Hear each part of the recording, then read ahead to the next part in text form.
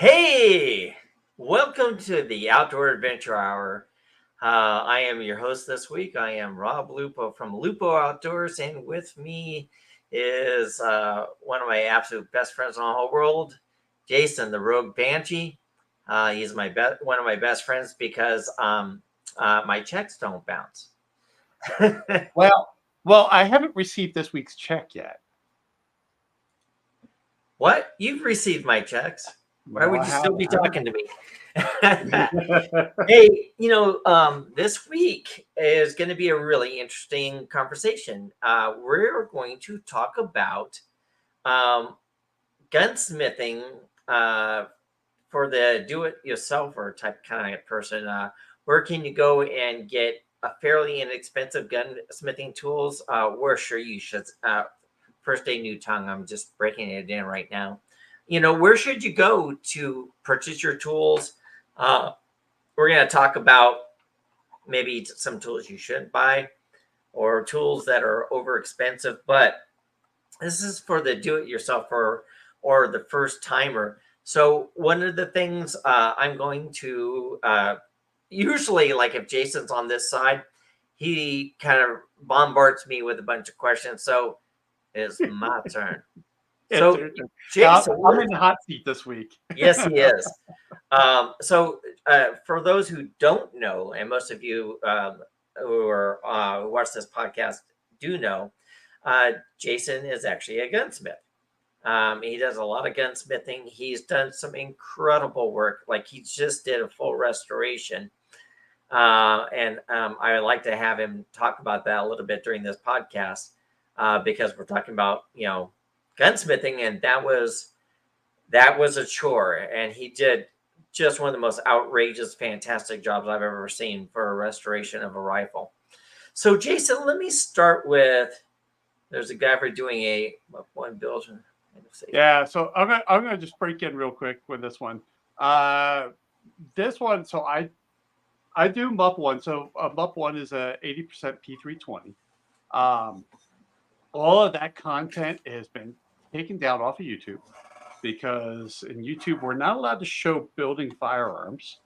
I'm trying to remember if, and I'm looking at it right now. I'm trying to look at it right now. Freedom Crew University is where a lot of that content now lives. And I'm not sure if we put the MUP 1 build up there with the safety cut. There's only a few parts about the safety cut. Let's see here. Sorry, I'm like literally looking this up right now. I don't think we put.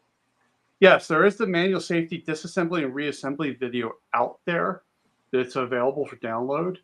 So definitely go check that out. That is the video that was here and was taken down. But anyways, so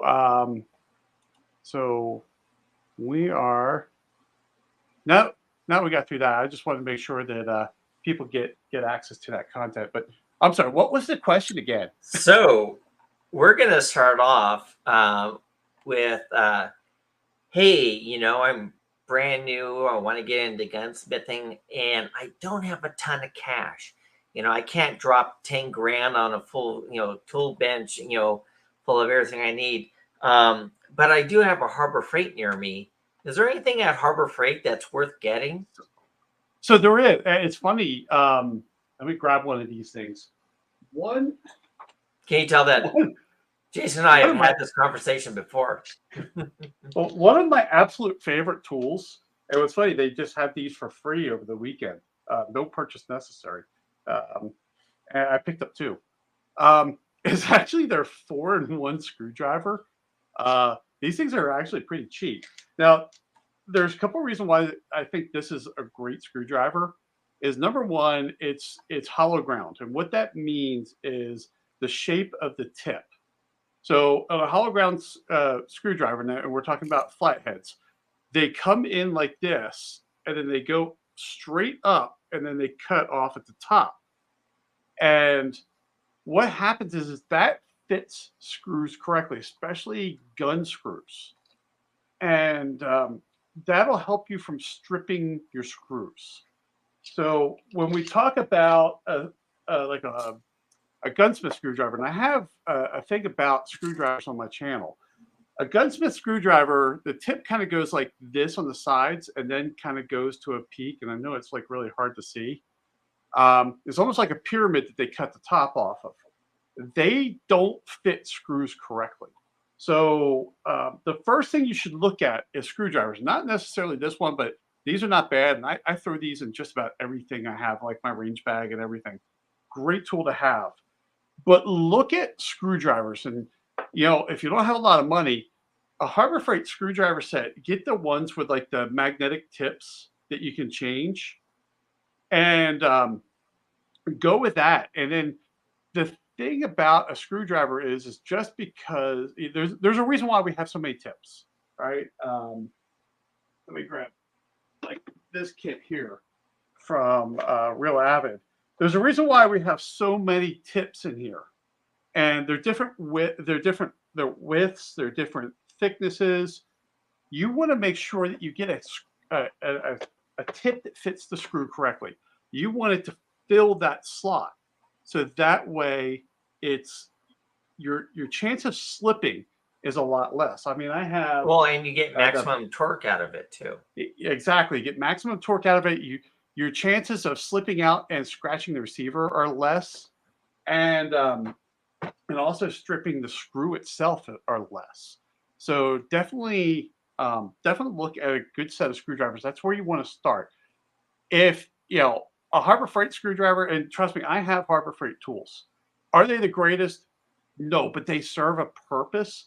And if you're sitting there with like a set of Craftsman screwdrivers, the regular Craftsman screwdrivers, you are going to screw up a gun because the screwdrivers do not fit.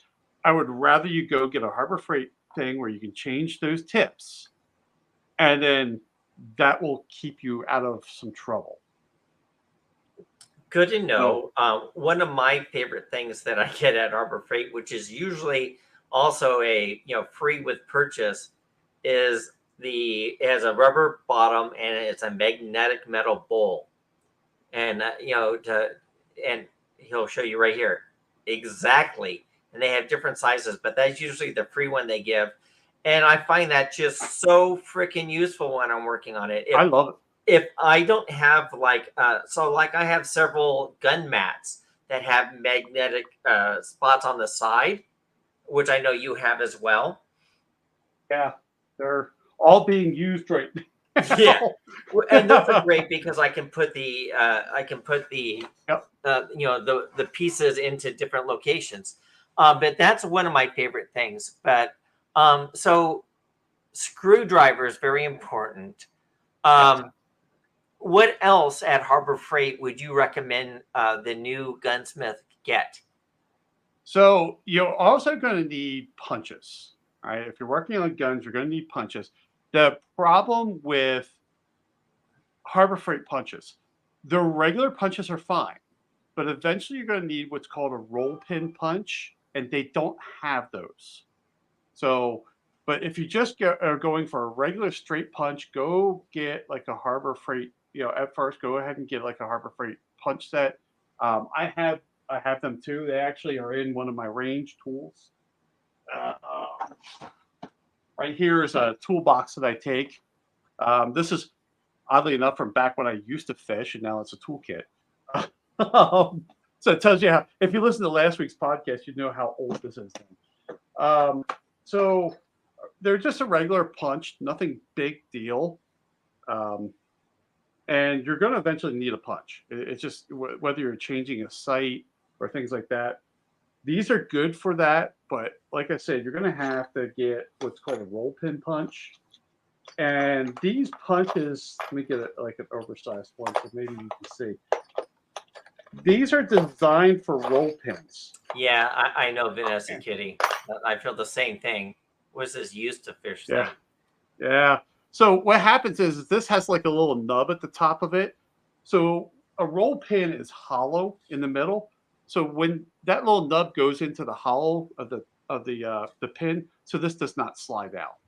So this is something you're not going to be able to get at a Harbor Freight, but you can get them on Amazon. You can get them just about everywhere else.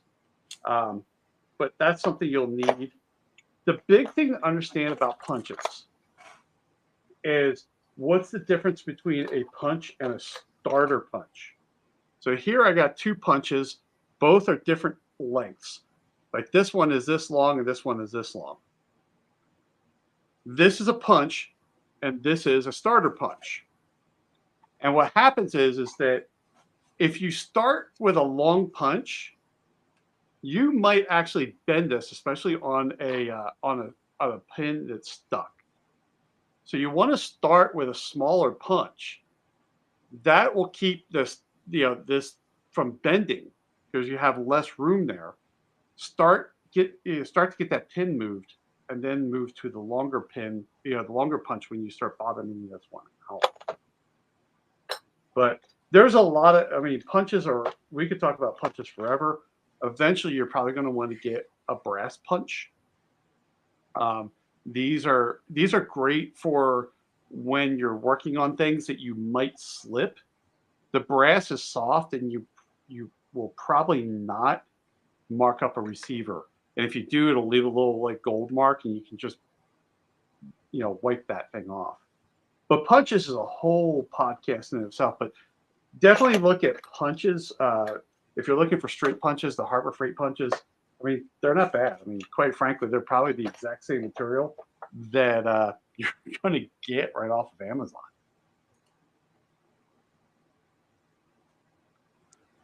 Do I ever use parallel jaw pliers?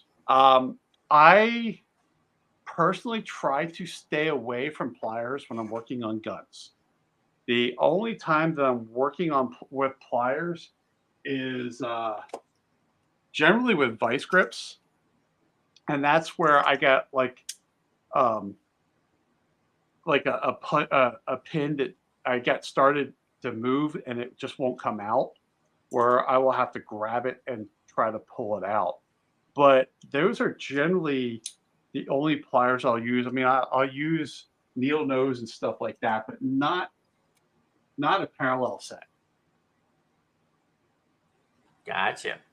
So one of the other things I like to add in, because Harbor Freight's actually very useful, they have one of the best prices on like rubber gloves, disposable rubber gloves. I have boxes of those things. Yeah, it's like I just picked up some today from Harbor Freight. I forgot about the free tool, so I feel bad that I didn't pick it up because I already have several of those, and you can never have enough. But it's like for $3, I get like a ton of rubber gloves. Yeah, painting, solvents, whatever. So tell us about even cleaning your gun. Yeah, they're not bad if you got like a really dirty gun. It's not bad to have a pair of those. I have a box over there that I'll use for really dirty guns. Give me some more tools that you would recommend that are fine at Harbor Freight. So ball peen hammer. This one's right out of my kit. This is a whole set that I got at Harbor Freight. The thing with these are with hammers. What did Reaper say? You guys have at least done your makeup. Well, we were helping each other out right before we went live. The thing about hammers is, this is an 8-ounce hammer, and this is the smallest one in that set. This is actually too heavy for gunsmithing. This would be like a really heavy hammer for gunsmithing. But even then, at an 11 or an 8-ounce hammer, it's not a bad hammer. I have the 32-ounce hanging over there for when I really get mad at things. Kitty, they at Harbor Freight, they have the rubber gloves in small, medium, large, extra large, and double X large. And they're dirt cheap. Absolutely dirt cheap.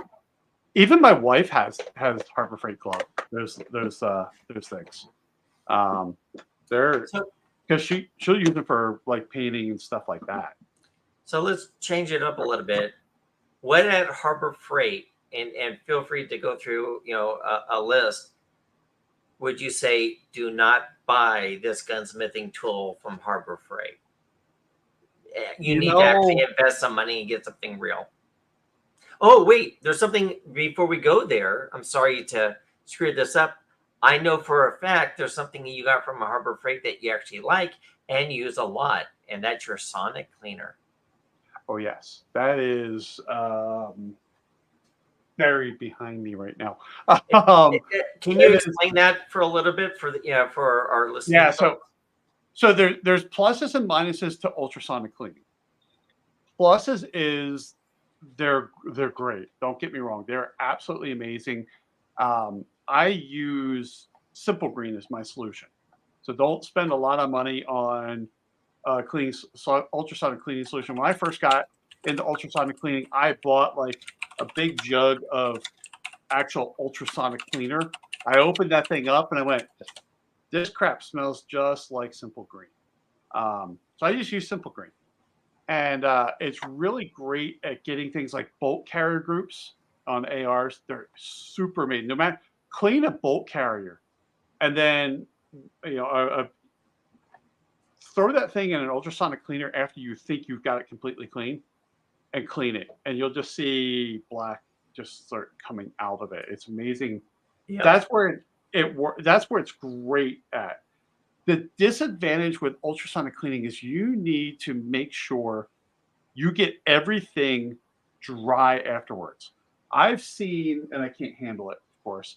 I've seen some 1911s that came through the shop, and they're ultrasonic cleaning them, and they're like, "I'm having problems with this thing," and I'd open up and take a look at the mainspring, and the bottom of the mainspring was actually rusted, and then inside the mainspring housing was rusted because it's a cup, and they didn't get it.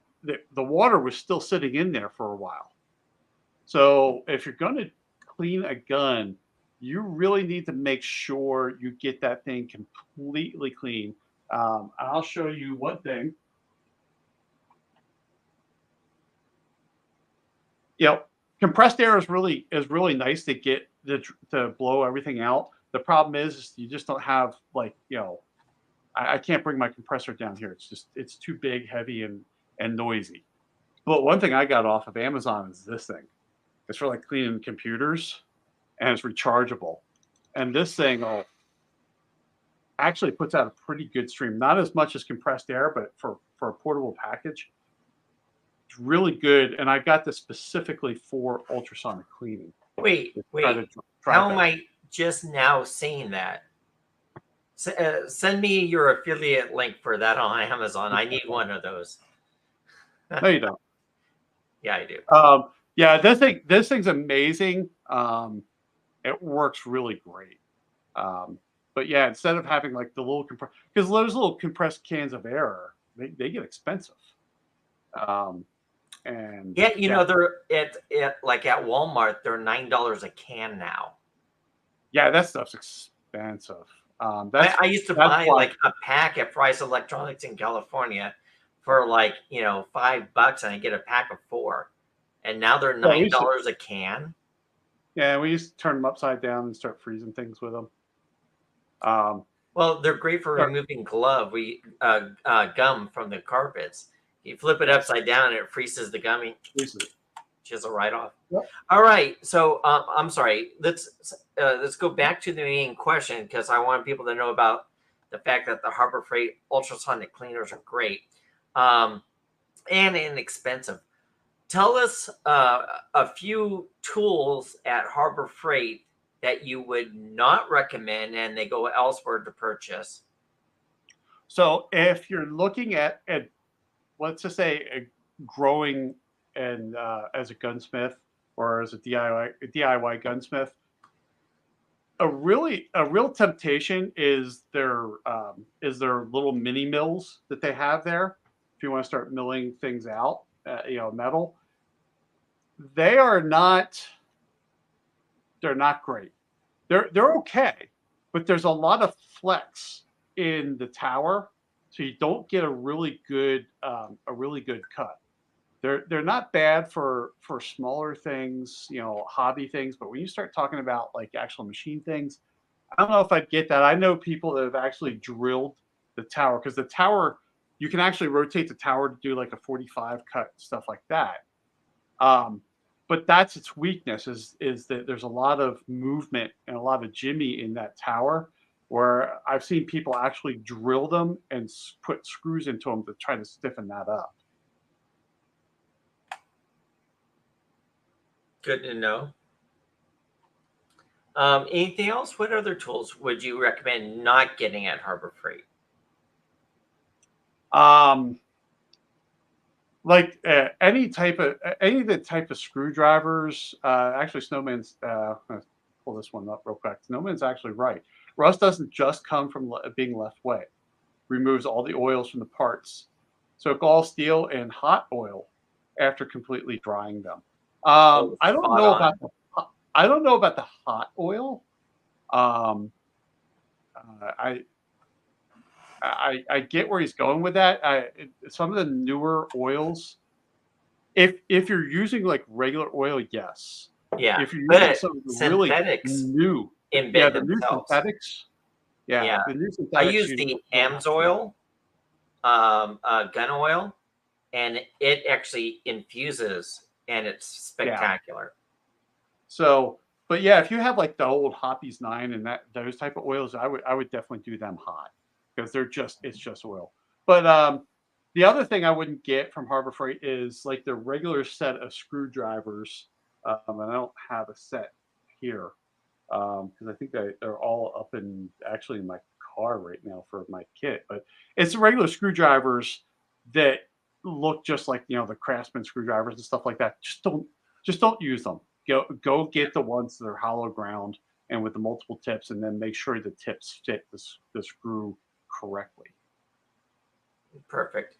So we've talked about some of the deals you can get at Harbor Freight, and we've discussed some of the things you should not get at Harbor Freight.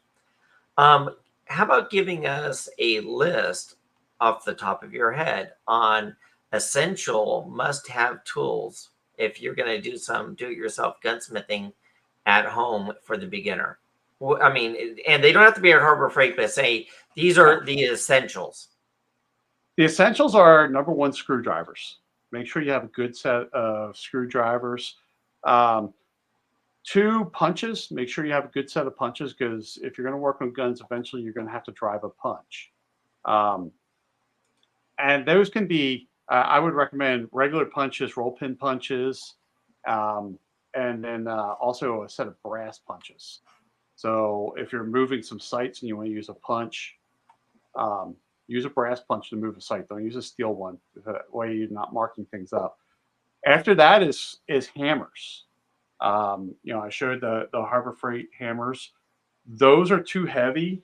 Like I have a set of Wheeler hammers here, I have that same set. and I know I made you buy it. I know. Um, That's why I have it. so like these two, even this hammer is pretty heavy, and I think this is a 4 ounce hammer. I think this is a 2 ounce. This is 4 ounce. But the thing I love about these type of hammers is these heads are removable. Like this is a steel. I have steel and brass in both of these. They also come with a rubber head and a nylon head too. So that way, when you're working on different materials, you're not marking things up. So let's stop right there for a second. Can you hold up a hammer and the two other heads? A hammer and the two other heads. All right, let's use the big one since people will see that. So that's the hammer. So that has brass and steel, and That's then you brass have and steel. nylon and rubber. Yeah, Please nylon and rubber. explain what we would use each of the tips for while gunsmithing. So if you're hitting, you want to hit with like materials. Okay. So if I'm driving a pin and I have my punches here and my punch is steel, I'm going to want to hit steel with steel. Okay. I'm not going to want to hit with the aluminum or not the aluminum, sorry, the Brass. brass because I'm going to destroy this head. Gotcha. So I'm gonna hit like with like. Now let's just say I got a pin that's really close. I'm having a hard time getting it in. I might use the brass that to hit flat up against the surface and make sure you're hitting flat, just to get it close. That way, if I slip, I'm not going to scratch the receiver. My chances of scratching the receiver are less. Okay. So that's where I would do these two heads. The rubber head, I would use more for if I'm like working on a grip, like a wood grip or a plastic grip or like a rubber grip. Use that to tap those on, so that way I'm not damaging the plastic or the wood or things like that. My nylon head is probably my least used. Actually, in this set, I don't think I've ever used the nylon head, but these are great for when you're using like a nylon punch to put in a front sight of like a gun. What did Reaper say? Here.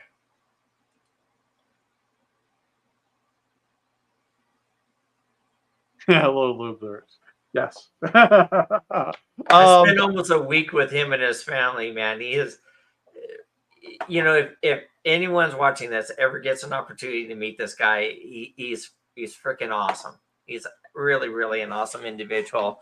And thank you so much for joining us as often as you do, my friend. You're awesome. Absolutely fantastic.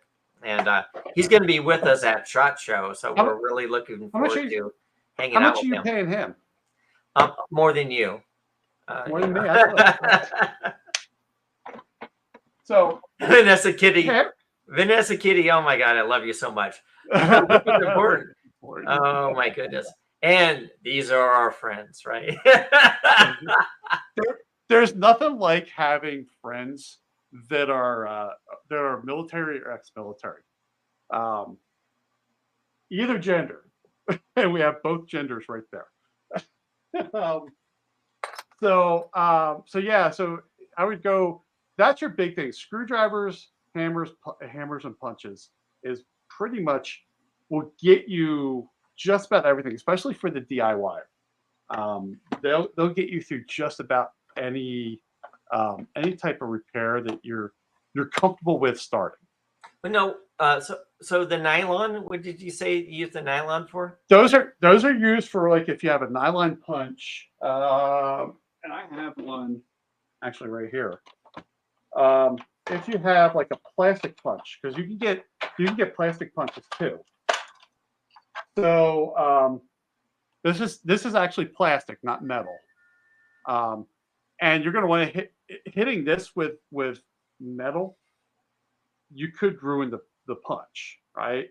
So hitting it with that plastic, so you have plastic on plastic, and it's just a little safer to use that. So the rule of thumb is with hammers is like on like.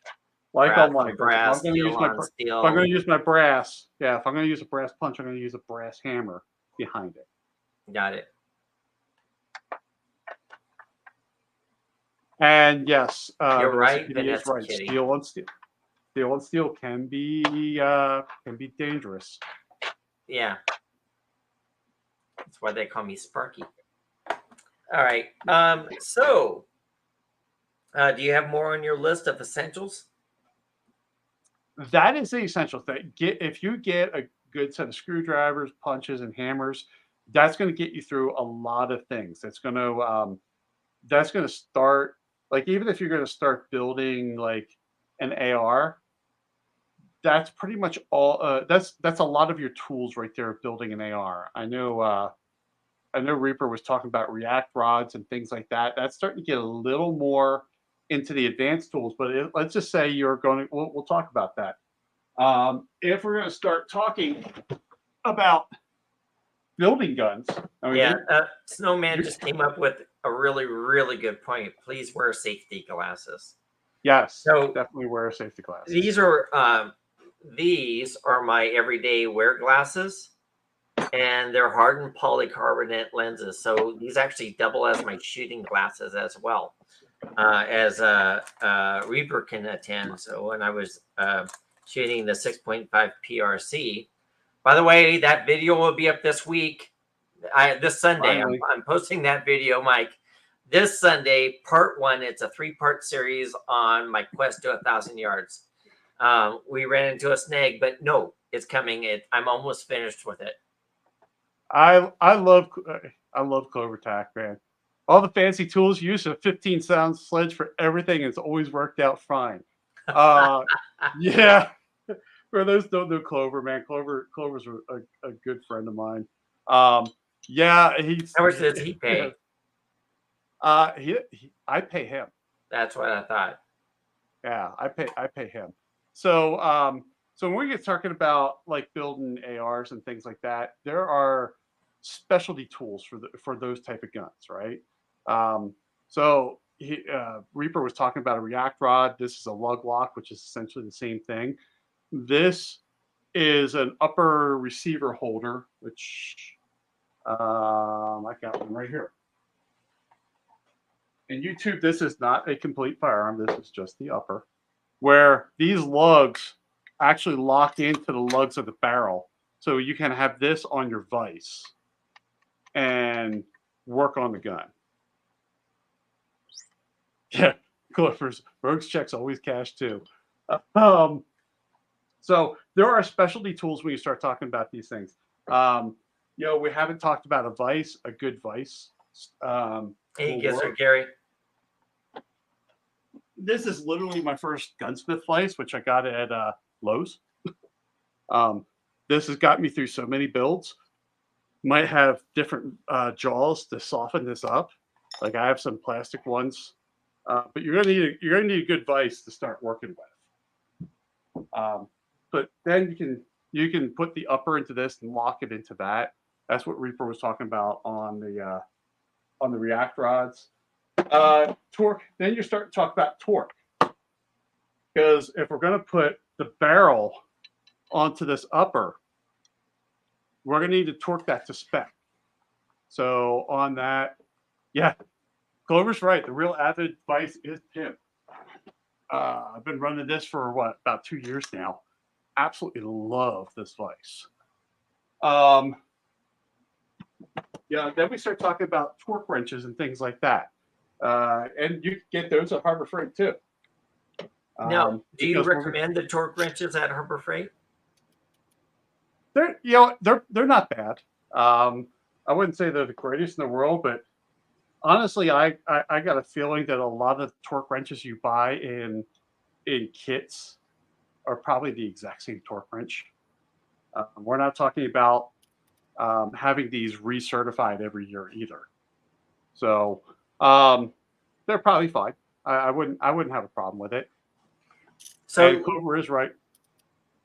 You need foot pound it. You need foot pound and inch pound. That is a very important thing, because I am not going to mount. They're not interchangeable. I am not going to mount a scope with a foot pound torque wrench. This is a foot pound torque wrench. I'm going to mount a scope with a inch pound torque wrench. That's when we start talking about fat wrenches and things like that.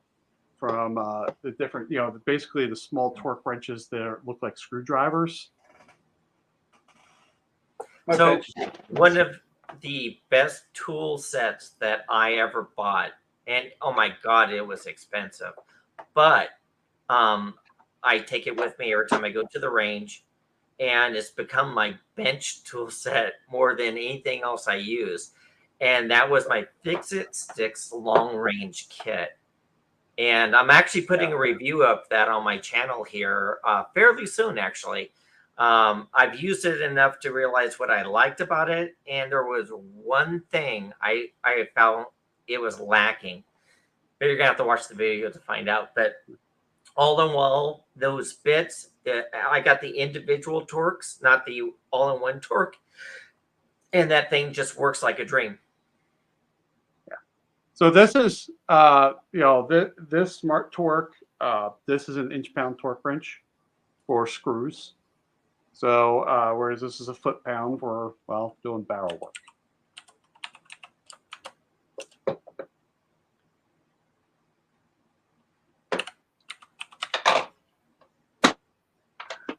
So after that, when we're talking about barrels and stuff, we're talking about specific use. These are crowfoots. I love working with crowfoots. But if you're working with an AR, you have an armor's wrench, which I don't have them up on my board anymore. They're the specific purpose for the gun. So that way it's you're fitting the barrel correctly, and that way you're applying that torque. The biggest thing about a torque wrench that people don't understand is when you're torquing, it should be at a 90-degree like this. You don't want to torque straight like this. It actually changes the amount of torque on your wrench. You want to make sure you're using this torque wrench correctly. So if you have your armor's wrench, like your AR armor's wrench, you're going to also make sure that thing's at a 90-degree angle as well when you start using torque. Yep, exactly. Snowman, yeah, both of these are all going on live right now. But once we stop it, it ends up being a video on both of our channels, so you can watch them whenever you like. But thank you very much for the comment. All right, so we talked a little bit about the fix-it sticks. Personally, it's I use that so often. But when we talk about we talked about torque wrenches and the inch-pound torque wrenches. The torque wrenches are so important for mounting your scopes, mounting your action to a new chassis. You got to get it right. I know people are like, "Oh, I'll just hand tighten and that's good enough for government work." I'm like, yeah, no. So, Jason, what's your feeling on Loctite, blue and red Loctite? When would you use blue and when would you use red and when would you not use it at all? Honestly, I would never use red. Just red is basically permanent. Yes, you can break it with heat and things like that. There is a product that I'm working with right now where in their product they have red Loctite. And I talked to them about that. And I understand you want this to be permanent, but I do videos of a lot of products. I don't want anything to be permanent. I want to be able to take it off later. And he's like, using blue is fine. We just recommend red because we think this should be dedicated. But he goes, blue is fine. So I always use blue Loctite. So that way, that way I know that I can get this stuff off later. It's funny. A few years ago, Clovertack and I were on. He used to have a Thursday night podcast that we were all on, and that's when we started learning about Loctite. Kind of has a shelf life. Like I've had Loctite laying around forever, and you want to make sure that you keep that stuff fresh. So if you have a tube of Loctite that's been open for a while, you might want to pitch it and get another tube. And what made me think of this was actually this comment right here from Clover. And he sees too. So like when we're talking about these barrels, we're barreling up and upper. Personally, I use white lithium grease when I put on the barrel extension, when I put it in, so that way I can pull this off. I know people that use anti-seize. They just really get that stuff from their local car store. They're they have with their brake, when you're doing your brake jobs, they have anti-seize for the brake pads and stuff. So anti-seize, put something on those barrel, those barrel extensions. You might use anti-seize for a couple of other things, especially with things that you are going to thread that are not going to be Loctited, but you're going to torque them correctly. And that's kind of the idea with torquing.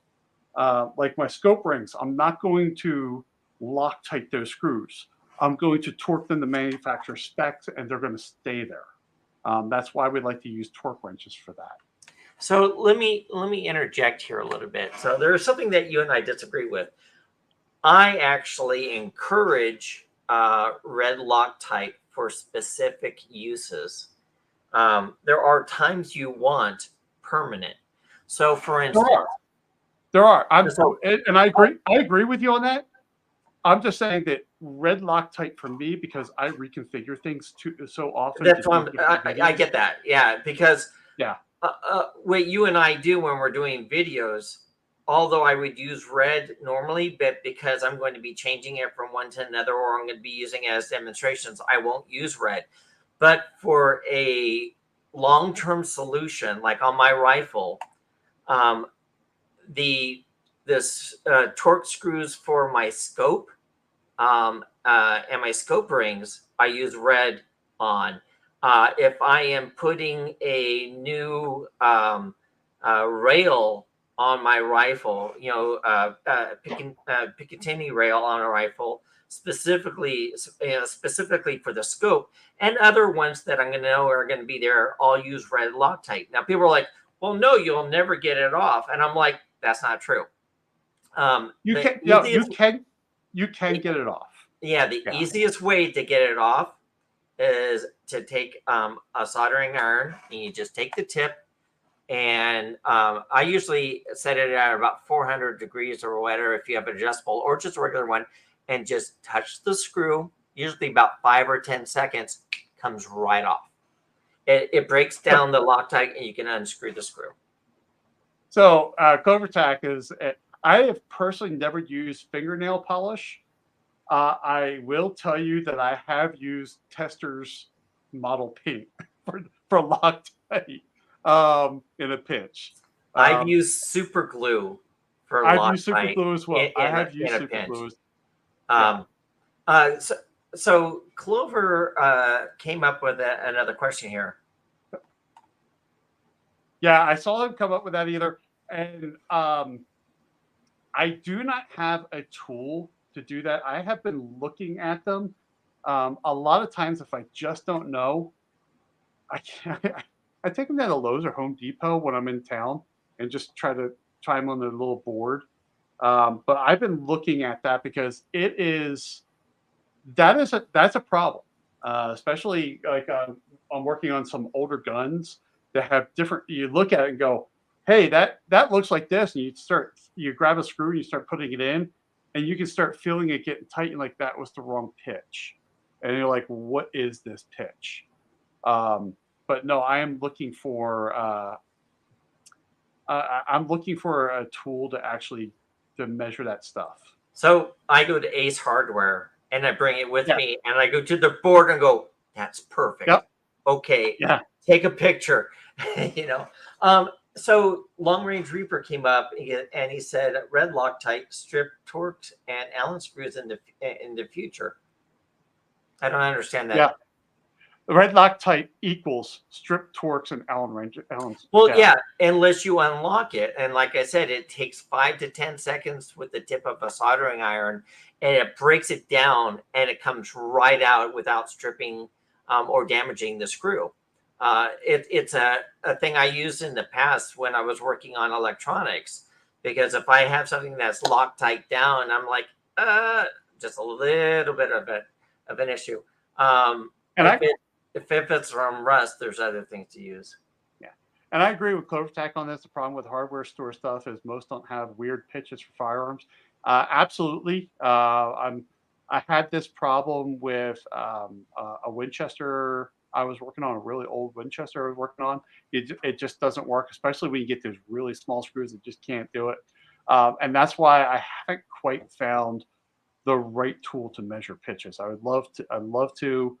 There's times where I've sat there and used my calipers to measure and start doing the math of what the pitch is. But it'd be really nice if I found something specifically for guns. Right. Yeah. So you talk to your friends at Real Avid and see it, because honestly, everyone who does gunsmithing, that would be the must-have tool. Oh Because you yeah. get something Totally. new, you're like, let's see where the screw is. Because some of these are just so off the wall. Yeah. I've even thought about just getting a block of aluminum, drilling it, and getting different taps and making my own. But even then, you're talking about starting to get a lot of money just to do that. Yep. All right. So, see, buy a heat gun if you're using red. Yeah. So, like I said, it's a good point, Mike. Heat gun, Heat guns heat work. gun, propane torch. Yeah. Like I said, I use the soldering iron all the time. You just have to just touch the screw, Yeah. wait 5-10 seconds, and then it's done. It's just absolutely done. It works perfectly. So with those, that's good, Mickey. So Hey, let's. Clover's talking. Yeah, Clover's talking about me making my own, and I agree. Yeah, he goes, yeah, but if you know someone with those taps, they could make it an easy one for you. Yeah, absolutely. I've even thought about just going into like one of the machine shops in town and just having them make me one. Yeah, why not? That's how far I've been with that. So we've talked about starter tools, Harbor Freight, things that you Now, should not get, what things you should. one thing that we haven't talked about, I don't forget about garage sales and estate sales and things like that, because you can sometimes pick up their older tools, but they're really good. Especially, a lot of the older tools are way better than the newer tools. Well, Um, you just uh, got lucky at I an did, estate sale today, didn't you? I did. You sent So me I had pictures. I was like, damn it. Show me so the tool real quick, just the tool. this was $2. I got this for two Yeah, dollars today. it's going for So 90 on eBay right now. yeah. So this tool is for a Dan Wesson revolver. I lost mine when I was a kid because I was a kid and I didn't know what it was, and didn't know that later on this is going to cost me $50 as an adult. But this is for pulling the screw out of the barrel so you can change out the barrel. So I got this for $2 and also 4 front sights for my Dan Wesson because they All didn't know of what they it had. for two They bucks. looked at this. Yeah, it was originally marked $4, but at this one place, it's Thursday, Fridays, and Saturdays. So Thursday is full price, Friday it's half price, and then Saturday it's like three-quarter price. They take three-quarters of the price off. So yeah, so I pulled this baggie up. They didn't even have a price on it. I'm like, how much for this? And he's like, where'd you get it? I'm like, over there. And he put a $4 thing on. And today is half price, so I got it for $2. Um, yeah, $95 plus $5 shipping for this tool on eBay right now. Each one of these front sight blades is $25 to $35 a piece. So yeah, so if it's $25 a piece, it's $100 right there in the front sights, and $95 for the tool. So So about $200 worth of tool for 2 bucks. $2. Yeah. So let me expand a little bit more. We're down to we're getting close to the hour now, and we have a hard stop. Is there any tool you regret buying? Oh man. Where you're like, man, I wish I didn't waste the money. And then if you're watching this live, comment if there was a tool that you bought, you're like, that was a waste. There are tools I'm looking. It's funny. I'm looking around because I know I've got tools that I bought and then I've never used. I'm trying to think. I'm trying to think of what the worst one is. Um, it was sad as I can't think of one of them that I don't use because they're out of sight, out of mind. But yeah, I probably the worst tool, probably the one tool I really regret thinking of it is a magwell filler for a 1911 to work on 1911s. Um, I I understand the need for it if I'm working on it. I used it for checkering, but I didn't use it for anything else, and I kind of regret it afterwards. And quite frankly, I could have probably 3D printed one a lot cheaper, um, and it probably would have worked better. But yeah, there are tools I bought that probably like the next day I'm like, that was probably a stupid purchase. Um, yeah, I just can't think. I've got I've got more than I want to admit that I own that I've never used.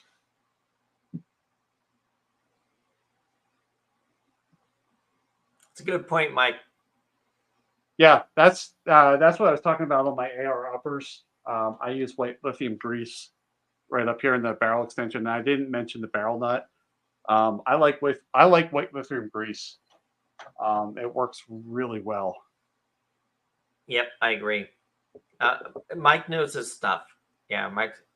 I have been blessed Plus, enough to go into his private collection room, and which really, so Mike's got this beautiful private collection room, and right at the door is a big box of tissues, so you can wipe away the drool, and it doesn't get all over the guns.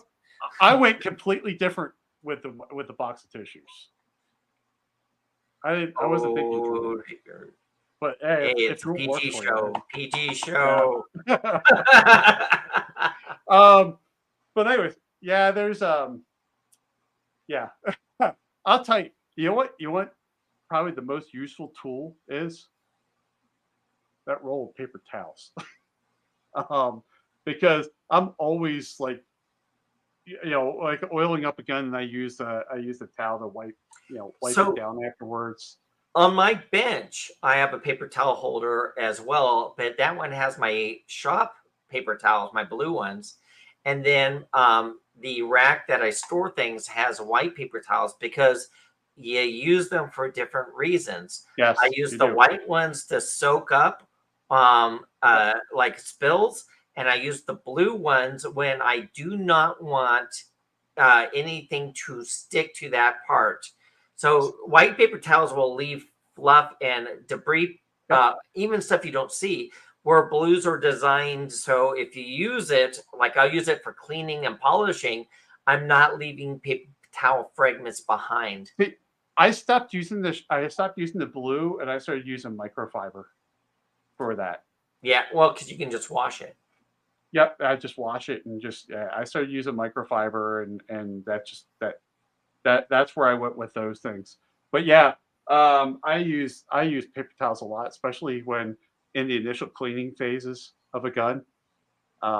If I'm trying to get into something, it's amazing what you can do when you can, ball up a paper towel and just kind of work it into a groove.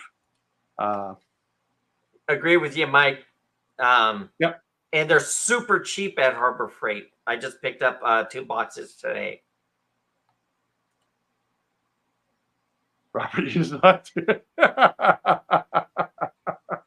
You select it, Mike. It's going to be interesting this year. But anyway, Mike's my buddy, man.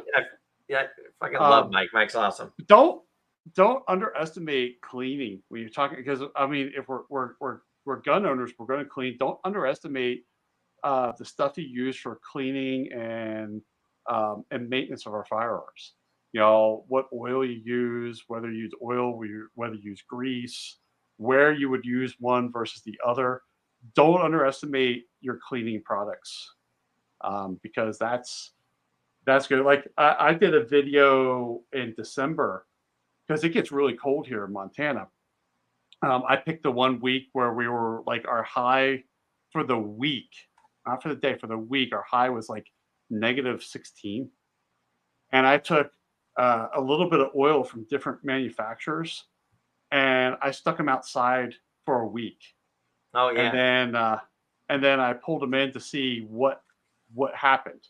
And there was only 2 manufacturers of oils. I saw that.